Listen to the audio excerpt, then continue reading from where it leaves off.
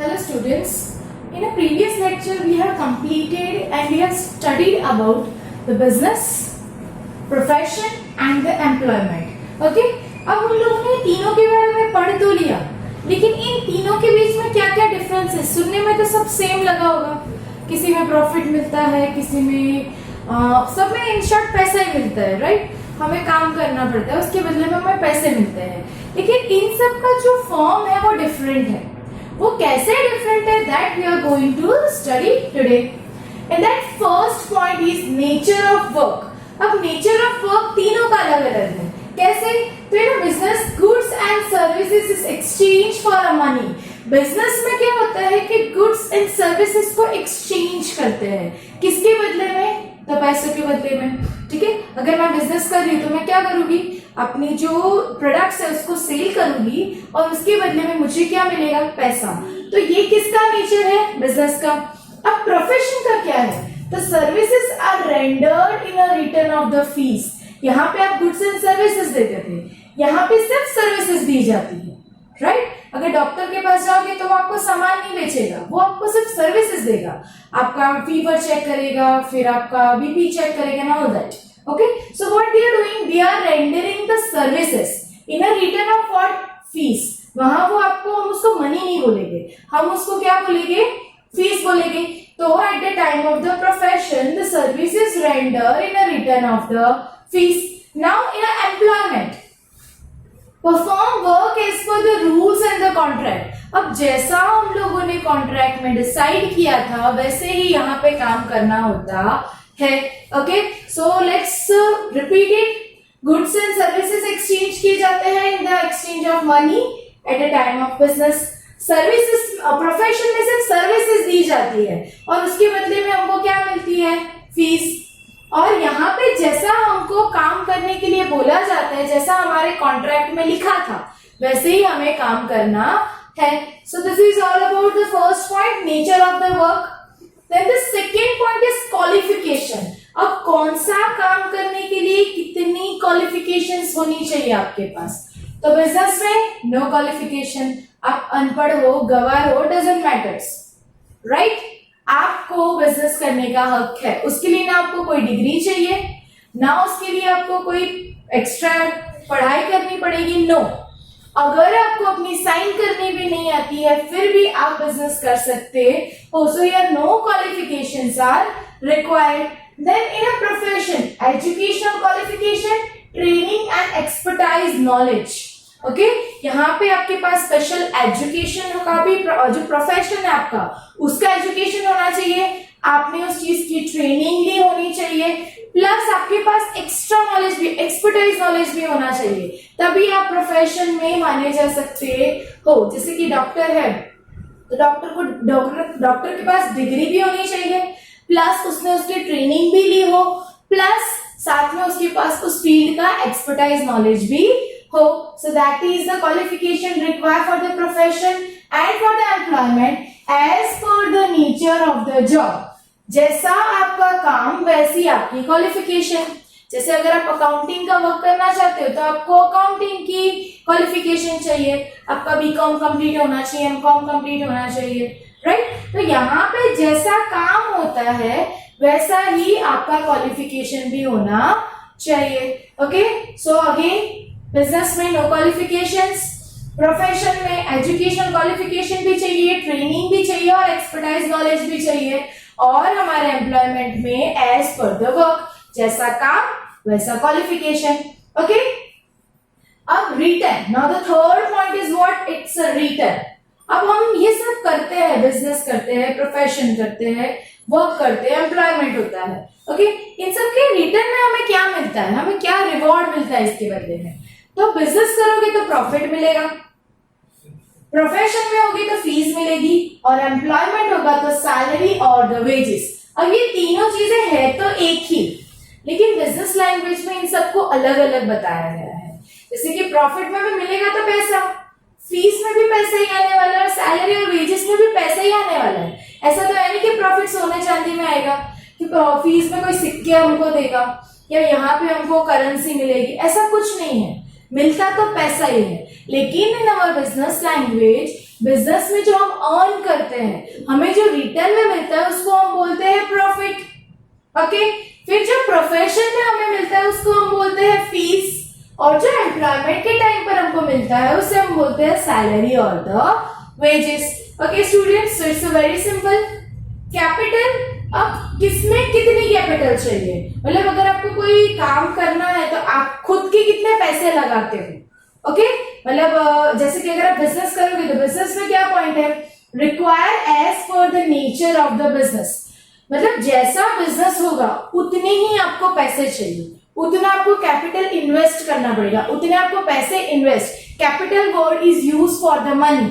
Okay, मतलब कितना capital, कितने पैसे चाहिए आपको वो काम करने के लिए। तो अगर आपको बिजनेस करना है तो जैसा आपका बिजनेस वैसे आपका पैसा।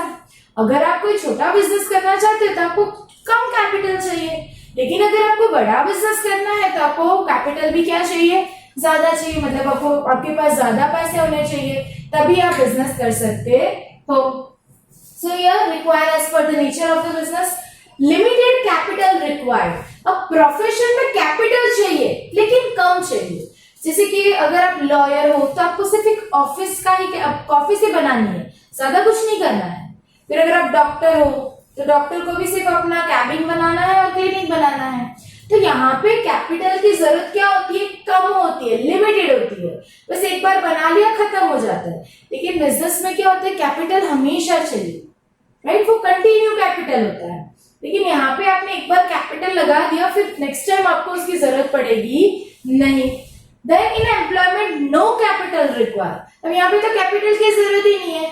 आपको अगर कोई जॉब मिलता है, ठीक है, तो आप वहां कंपनी में जाओगे, कंपनी तो कंपनी वालों की है, राइट, वो जो ऑफिस है वो भी कंपनी वालों का है, तो आपको कोई अपने पैसे नहीं देने वहां पे। आप वहां पे जाओगे, काम करोगे और उसके बदले में आपको सैलरी मिलेगी, तो आपको कुछ भी इन्वेस्टमेंट करने की जरूरत नहीं है। तो हम ऐसा बोलेंगे दैट नो कैपिटल रिक्वायर्ड, यहाँ पे कोई भी कैपिटल की जरूरत नहीं है। ओके, तो हम ऐसा बोल सकते हैं बिजनेस में ज्यादा चाहिए, प्रोफेशन में लिमिटेड कैपिटल चाहिए, और एम्प्लॉयमेंट में कोई भी कैपिटल की जरूरत हमें नहीं है। Now the next point is risk. अब कौन से काम करने में कैसा रिस्क है। ओके, बिजनेस में सबसे ज्यादा रिस्क होता है अनसर्टेनिटी ऑफ द प्रॉफिट, मतलब ये डर होता है कि हम बिजनेस कर रहे हैं तो हमें प्रॉफिट होगा कि नहीं होगा। अनसर्टेनिटी मतलब कुछ सर्टेन नहीं होता है कि हमें प्रॉफिट होगा भी या नहीं होगा, होगा तो कितना होगा, और अगर लॉस में गए तो कितने का लॉस होगा। सपोज मान लो कि आप लोगों ने जब बिजनेस स्टार्ट किया था तब आपने 10 लाख रुपीज से स्टार्ट किया था। अब ऐसा भी हो सकता है कि 10 लाख के ऊपर आपको 5 लाख का प्रॉफिट मिल जाए, और ऐसा भी हो सकता है कि 10 लाख जो इन्वेस्टमेंट किया था वो भी हम लोग लॉस में खो दे, right. So here the uncertainty of the profit, मतलब प्रॉफिट होगा कि नहीं होगा उसका रिस्क होता है। तो यहाँ पे रिस्क लेवल सबसे ज्यादा हाई होता है। Now in a profession what is the risk, risk of non receipt of the certain fees. इसमें ये रिस्क होता है कि अगर आपने किसी को सर्विस दी है और वो शायद उसके बदले में आपको पैसे ना दे, मतलब यहाँ पे हमें फीस मिलती थी ना, ऐसा हो सकता है कि कोई हमें फीस ना दे, राइट। जैसे कि आप किसी के लिए, आप कल को चार्टर्ड अकाउंटेंट बन जाते हो, तो चार्टर्ड अकाउंटेंट बनने के बाद आपने किसी कंपनी के फाइनल अकाउंट्स बना के उनको दे दिए, राइट, लेकिन वो आपको रिटर्न में उसके पैसे नहीं दे रहे हैं, ऐसा भी हो सकता है। तो इसमें ये रिस्क हो सकता है कि शायद उसके रिटर्न में जो उसको फीस मिलनी है वो उसको मिले नहीं, लेकिन ये लेवल थोड़ा कम होता है, यहां से कम होता है, यहां सबसे ज्यादा रिस्क होता है बिजनेस में, लेकिन प्रोफेशन में रिस्क होता है बट कम होता है। Okay, and in employment less risk as salary is fix. अब यहाँ पे और कम हो जाता है, क्यों, क्योंकि सैलरी तो फिक्स है, मंथ कंप्लीट होते ही आपको सैलरी मिल जाएगी। तो यहाँ पे क्या है कि एक डर नहीं होता है कि हमें पैसे नहीं मिलेंगे। अब यहाँ पे ऐसा हो सकता है कि हमारा जो हमने इन्वेस्टमेंट किया था वो भी हमको लूज करना पड़े। यहाँ थोड़ा कम हो जाता है कि चलो एक दो क्लाइंट पैसे नहीं देंगे बाकी तो देंगे, तो कम रिस्क होता है। और यहाँ पे तो होता ही नहीं है। सपोज मान लो कि किसी कंपनी ने आपको सैलरी ना दी हो at a time of employment, तो अगर आपको 2 महीने सैलरी नहीं देगा कोई तो आप तो जॉब छोड़ ही दोगे ना, आपके दिमाग में क्लियर हो जाएगा कि भाई वो सैलरी नहीं देने वाला है, राइट। तो एट दैट टाइम आपको रिस्क कम होता है ये फिक्स सैलरी। एंड इवन तो हम लोग एम्प्लॉयमेंट में डिसाइड भी कर सकते हैं कि अगर 15 दिन तक सैलरी नहीं आती तो आप जॉब छोड़ भी सकते हो, राइट। अब आप प्रोफेशन का नहीं छोड़ सकते ना, किसी एक पर्सन ने आपको पैसे नहीं दिए तो आपको अपना प्रोफेशन छोड़ दोगे, दैट इज नॉट पॉसिबल। और एम्प्लॉय बिजनेस में भी ऐसा नहीं है, अगर प्रॉफिट ना हो तो आप बिजनेस करना नहीं छोड़ दोगे। हाँ, बिजनेस में कंफ्लिक्ट आती है लेकिन आप बिजनेस करना नहीं छोड़ते हो। सो रिस्क इज यहाँ सबसे ज्यादा हाई होता है बिजनेस में, प्रोफेशन में थोड़ा कम हो जाता है और एम्प्लॉयमेंट में सबसे ज्यादा कम हो जाता है। Now code of the conduct, अब इनको कौन सी लीगल फॉर्मेलिटी एक्सेप्ट करनी पड़ती है, तो in business legal provisions are to be follow. जो भी गवर्नमेंट ने लीगल प्रोविजंस बनाए हैं उन सबको इन्हें फॉलो करना है। So here all the legal formalities are to be followed by the business.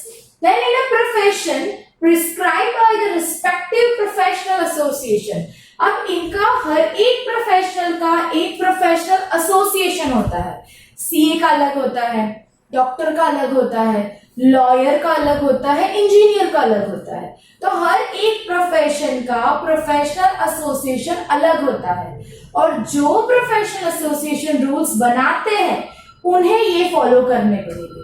अगर सीए है, ओके, तो सीए का एक पर्टिकुलर प्रोफेशनल एसोसिएशन है, तो वो प्रोफेशनल एसोसिएशन जो भी रूल्स बनाएगा वो हर एक सीए को फॉलो करना पड़ेगा। So here we can say that the all rules made by the professional association are to be followed by all the profession. Now in employment, rule is agreement. Rules in an agreement are to be followed. अब आपने जो agreement किया था, आपके और company के बीच में जो कॉन्ट्रैक्ट हुआ था, उसके अंदर जो रूल्स है वही आपको फॉलो करना है, राइट। उसके अंदर लिखा है कि आपको 10 to 5 काम करना है, उतनी आपको सैलरी मिलेगी, इतना आपको काम करना है, तो आपको वही काम करना है। You don't have to bother about anything else. So here rules according to the agreement that you have signed with the company or with the person who give you the job. Okay, now last point is transfer of ownership. अब आप business करते हो, profession करते हो, employment करते हो, तो क्या आप अपना जो काम है वो किसी और को ट्रांसफर कर सकते हो या नहीं कर सकते हो? तो in business it is possible. How possible? तो जैसे कि अगर हमारे परदादा कोई बिजनेस कर रहे थे तो परदादा ने किसको ट्रांसफर किया होगा? हमारे दादा को। दादा ने किसको ट्रांसफर किया? तो हमारे फादर को। अब फादर वो बिजनेस किसको ट्रांसफर करेगा? तो हमें ट्रांसफर करेगा, राइट। तो यहाँ पे हमारा जो बिजनेस है वो one generation to another generation transfer हो सकता है। और in other language I can say कि आप एक पर्सन से दूसरे पर्सन को भी आप ट्रांसफर कर सकते हो। तो यहाँ पे जो ओनरशिप है वो क्या होती है, उसको ट्रांसफर करना पॉसिबल है। Now second, in a profession it is not possible. अब मैं अगर सीए करके बैठी हूँ तो मैं अपनी सीए की डिग्री किसी और को नहीं दे सकती हूँ। मैं ऐसा नहीं बोलूंगी तो मेरी जगह पे बैठ के मेरा काम कर, it is not possible. So here transfer of ownership is not possible. Okay, अगर डॉक्टर है तो डॉक्टर किसी को ऐसा नहीं बोलेगा कि भाई, जैसे कि अगर किसी के फादर डॉक्टर हो तो वो आपको अपनी जगह नहीं दे सकते हैं। अगर आपको उनकी जगह लेनी है तो आपको वो प्रोफेशन पहले सीखना पड़ेगा, आपको उसमें एक्सपर्टाइज नॉलेज लेनी पड़ेगी, उसकी क्वालिफिकेशन लेनी पड़ेगी, तब आप जाके डॉक्टर बनोगे और वो डिग्री आपकी होगी। लेकिन आप अपने फादर की डिग्री पर डॉक्टरगिरी नहीं कर सकते हो, right. So here it is not possible to transfer the ownership. No title of ownership, यहाँ पे तो ओनरशिप की कोई बात ही नहीं होती, क्योंकि जो पर्सन काम कर रहा है वो खुद भी ओनर नहीं है, तो ओनरशिप किस चीज की मांगोगे आप, right?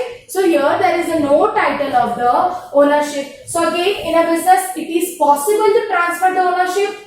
In a profession it is not possible and there is a no title of ownership. Okay students, so this is all about the business, profession and employment and their differences. अब आपके आगे के lecture भी repeat हो गए कि employment में क्या होता है, सॉरी बिजनेस में क्या होता है, प्रोफेशन में क्या होता है, एम्प्लॉयमेंट में, और उसके साथ साथ इन तीनों के बीच में क्या डिफरेंसेस है वो आप इस चार्ट के थ्रू इजीली समझ सकते हो। Thank you students, have a nice day.